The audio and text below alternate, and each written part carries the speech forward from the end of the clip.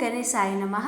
प्यारे भक्तों, आज तीज व्रत में जरूर सुनिएगा गणेश भगवान की कथा, क्योंकि इनकी कथा सुने बिना व्रत अधूरा माना जाता है। सभी व्रत कथा के दौरान गणेश जी की कथा को अवश्य सुनना चाहिए। तो आइए श्रवण करें गणेश भगवान की कथा। एक गांव में माँ बेटी रहती थी। एक दिन वह अपनी माँ से कहने लगी कि गांव के सब लोग गणेश मेला देखने जा रहे हैं, मैं भी मेला देखने जाऊंगी। माँ ने कहा कि वहाँ बहुत भीड़ होगी, कहीं गिर जाओगी तो चोट लगेगी। लड़की ने माँ की बात न सुनी और मेला देखने चल पड़ी। माँ ने जाने से पहले बेटी को 2 लड्डू दिए और 1 घंटी में पानी दिया। माँ ने कहा कि 1 लड्डू तो गणेश जी को खिला देना और थोड़ा पानी पिला देना, दूसरा लड्डू तुम खा लेना और बचा पानी भी पी लेना। लड़की मेले में चली गई। मेला खत्म होने पर सभी गांव वाले वापस आ गए, लेकिन लड़की नहीं आई। लड़की मेले में गणेश जी के पास बैठ गई और कहने लगी कि 1 लड्डू और पानी गणेश जी तुम्हारे लिए और 1 लड्डू और बाकी बचा पानी मेरे लिए। इस तरह कहते कहते सारी रात बीत गई। गणेश जी ये देखकर सोचने लगे कि अगर मैंने 1 लड्डू और पानी नहीं पिया तो यह अपने घर नहीं जाएगी। यह सोचकर गणेश जी एक लड़के के भेष में आए और उससे 1 लड्डू लेकर खा लिया और साथ ही थोड़ा पानी भी पी लिया। फिर वह कहने लगे कि मांगो, तुम क्या मांगती हो।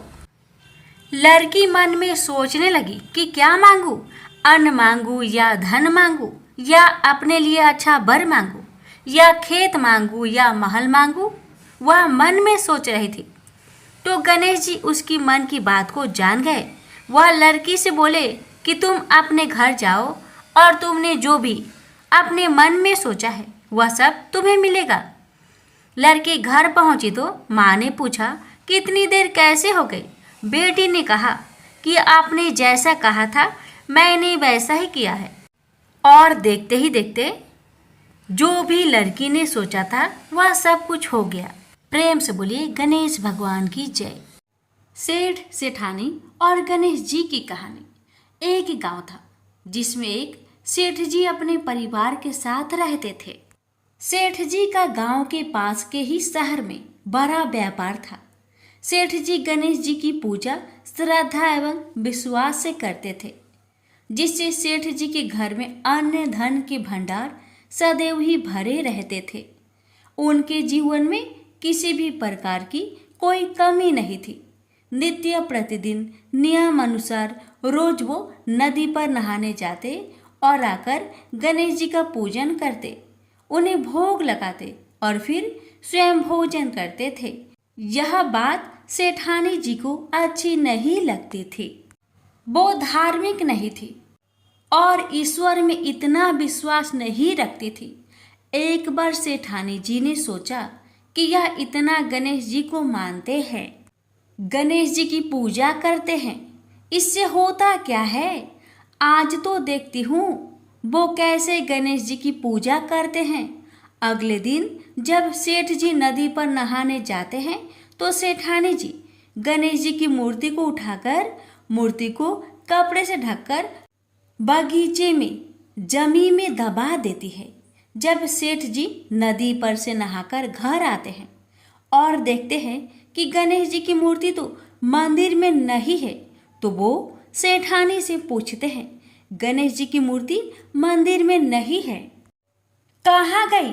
तो सेठानी जी बोलती है, मुझे नहीं मालूम, मूर्ति को घर में बहुत ढूंढाते हैं।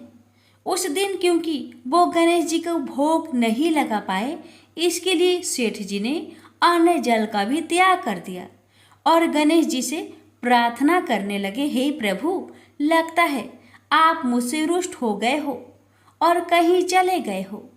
आप अपनी कृपा दृष्टि मुझ पर बरसाइए। ये प्रभु, मुझे दर्शन दीजिए।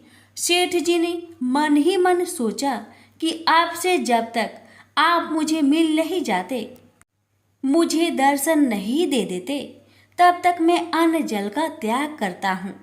उस दिन पूरा निकल गया।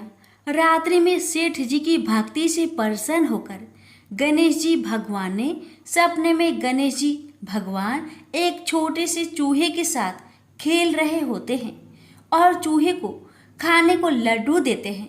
चूहा लड्डू लेकर बगीचे में जाता है और जमीन को खोदता है और लड्डू वहीं डाल देता है। अचानक सेठ जी की नींद खुल जाती है।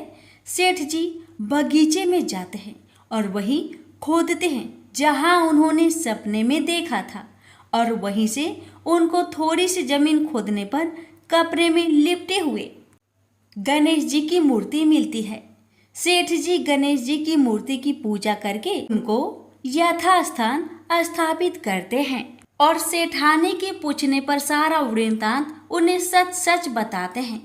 बात जानकर सेठानी जी को आश्चर्य होता है और सेठानी जी मन ही मन श्रद्धा एवं विश्वास से गणेश जी भगवान की भक्त बन जाती है और सेठ जी से कहती है कि मुझसे बड़ा भारी अपराध हो गया है।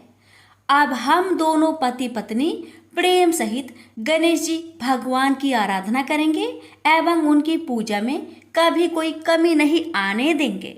यह सुनकर सेठ जी अत्यधिक प्रसन्न हो जाते हैं और दोनों पति पत्नी गणेश जी भगवान को धन्यवाद करते हैं। जय बोलो गणेश जी भगवान की जय हो, सदा ही जय हो प्रभु, अपनी अनुकंपा सेठ सेठानी के समान ही हम सभी पर बनाए रखना। कहानी सुनने वालों की सभी मनोकामनाएं पूर्ण करना। एक बार गणेश जी एक बहुत सुंदर गांव से गुजर रहे थे। इस गांव के खेत हरे भरे थे। सुबह का समय था। ठंडी पवन का आनंद लेते हुए गणेश जी मूषक पर सवार होकर चले जा रहे थे। इतने में वह एक खेत से गुजरे तो आनंदवश फसलों में हाथ फिरा दिया। गणेश जी के ऐसा करने से उस फसल के कुछ दाने हाथ में आ गए। अब गणेश जी को पछतावा हुआ कि उन्होंने तो चोरी कर ली। भले ही उन्होंने जानबूझकर नहीं चुराया, लेकिन अब फसल के दाने तो उनके हाथ में आ गए। गणेश जी ने गिने तो वह 12 थे। अब गणेश जी ने उस खेत के मालिक को खोजा और उन सेठ जी के यहाँ 12 साल की नौकरी पर लग गए। एक दिन सेठानी राख से हाथ धोने लगी तो गणेश जी ने सेठानी का हाथ पकड़कर मिट्टी से हाथ धुलवा दिया। सेठानी ने सेठ जी से शिकायत की और कहा कि देखो, नौकर ने मेरा हाथ पकड़ लिया। सेठ जी ने गणेश को बुलाकर पूछा कि तुमने सेठानी का हाथ क्यों पकड़ा? गणेश जी ने बोला कि मैंने तो बस ये कह रहा था कि राख से हाथ धोने से घर की लक्ष्मी नाराज होकर घर से चली जाती है और मिट्टी से हाथ धोने से आती है। सेठ जी ने सोचा कि गणेश ठीक कह रहा है। थोड़ी दिनों बाद कुंभ का मेला आया। सेठ जी ने कहा, गणेश, सेठानी को कुंभ के मेले में स्नान करा कर ले आओ। सेठानी किनारे पर बैठकर नहा रही थी तो गणेश जी उनका हाथ पकड़कर आगे डुबकी लगवा लाए।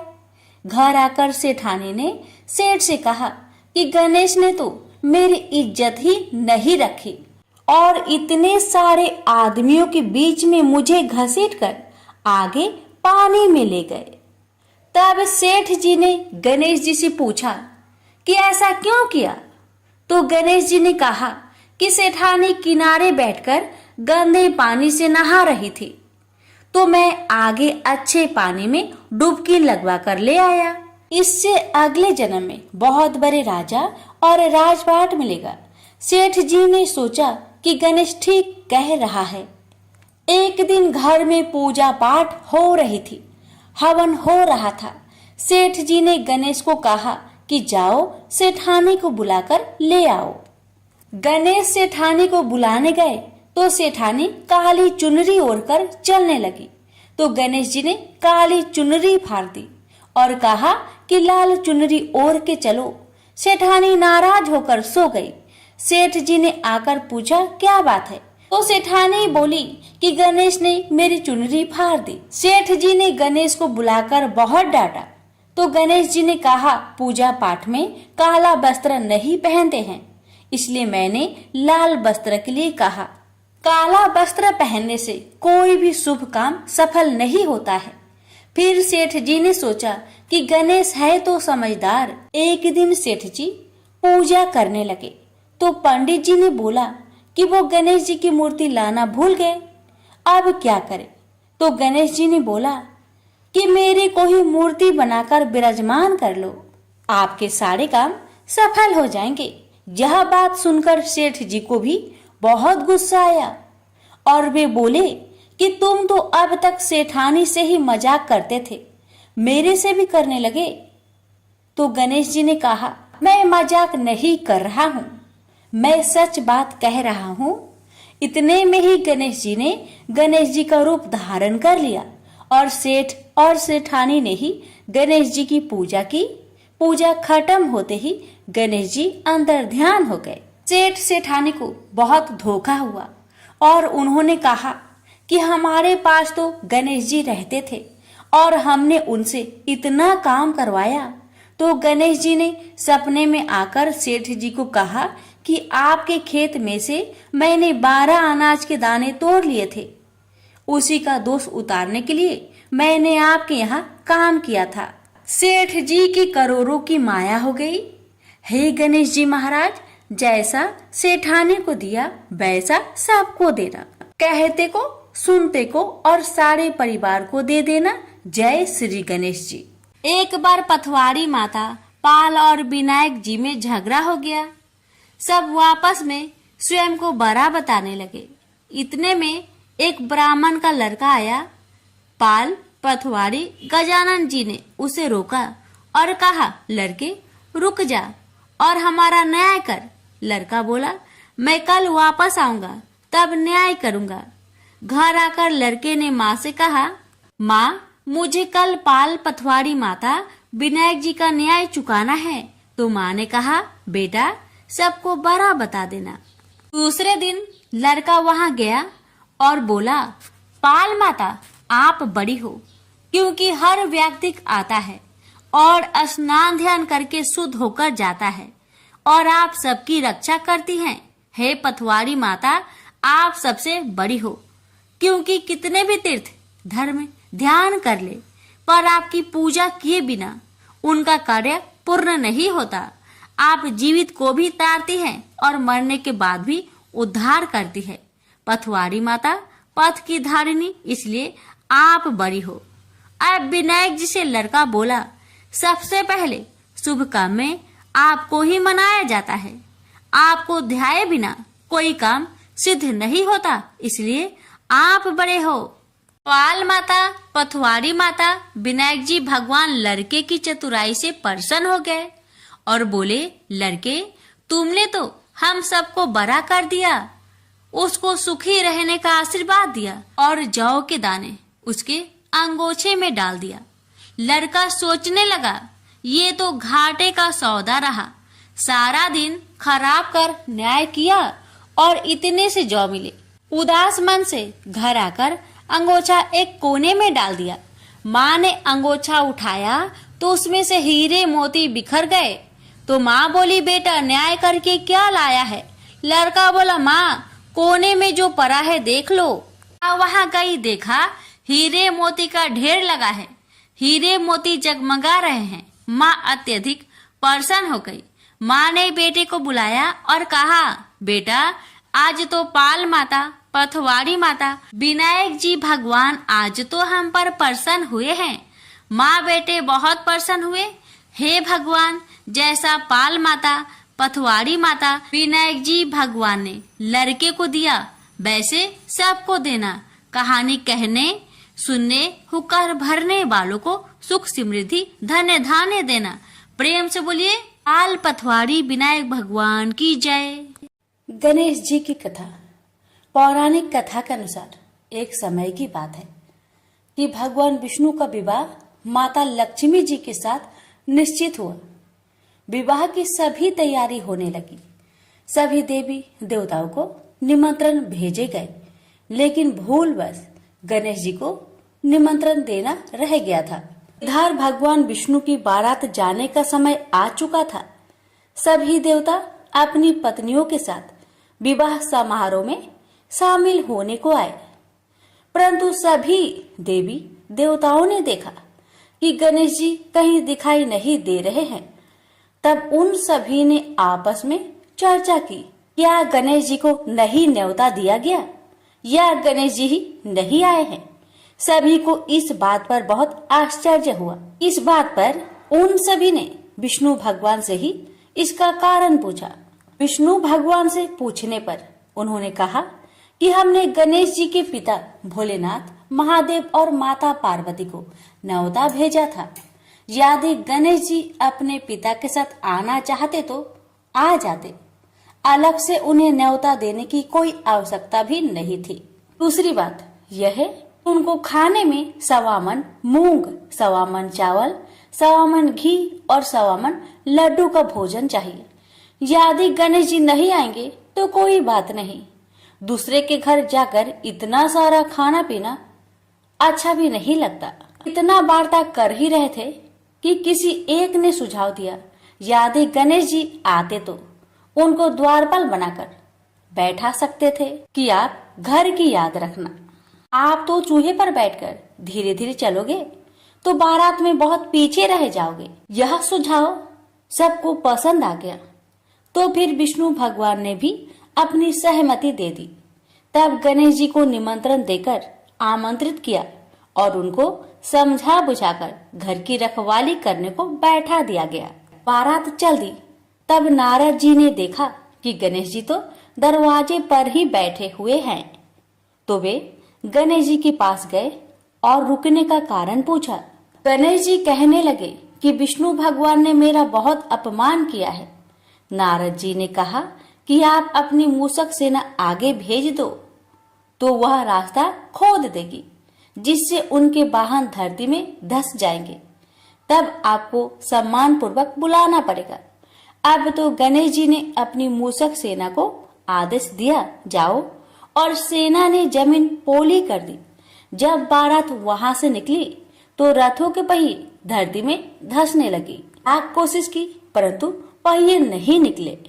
सभी ने अपने अपने उपाय किए परंतु पहिए तो नहीं निकले, बल्कि जगह जगह से टूटने लगे। किसी को समझ में नहीं आ रहा था कि अब क्या किया जाए। तब तो नारद जी ने आकर कहा, आप लोगों ने गणेश जी का अपमान किया, जिस कारण यह विघ्न आ रहे हैं। यदि उन्हें मनाकर लाया जाए तो आपका कार्य सिद्ध हो सकता है और यह संकट टल सकता है। शंकर भगवान ने अपने दूत नंदी को भेजा और वे गणेश जी को लेकर आए। गणेश जी का आदर सम्मान के साथ पूजन किया गया। फिर रथ के पहिए निकलने लगे और यह संकट टल गया। अब रथ के पहिए निकल तो गए परंतु वे टूट फूट गए थे, तो उन्हें सुधारे कौन।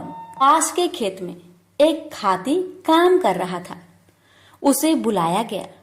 खाती अपना कार्य करने से पहले श्री गणेशाय नमः कहकर गणेश जी की वंदना मन ही मन करने लगा। देखते ही देखते खाती ने सभी पहियों को ठीक कर दिया। तब खाती कहने लगा कि हे देवताओं, आपने सर्वप्रथम गणेश जी को नहीं मनाया होगा और न ही उनकी पूजन की होगी, इसलिए तो आपके साथ यह संकट आया है। मैं तो मूर्ख अज्ञानी हूँ, फिर भी पहले गणेश जी को पूजते हैं, उनका ध्यान करते हैं। आप लोग तो देवगण हैं, फिर भी आप गणेश जी को कैसे भूल गए। अब आप लोग भगवान श्री गणेश जी की जय बोलकर जाए तो आपके सब काम बन जाएंगे और कोई संकट भी नहीं आएगा। ऐसा कहते हुए बारात वहां से चल दी और विष्णु भगवान का लक्ष्मी जी के साथ विवाह संपन्न करा के सभी सकुशल घर लौट आए। हे गणेश जी महाराज, आपने विष्णु को जैसा कारज सरियो ऐसा कारज सबको सिद्ध करिजो। बोलिए गजानन भगवान की जय।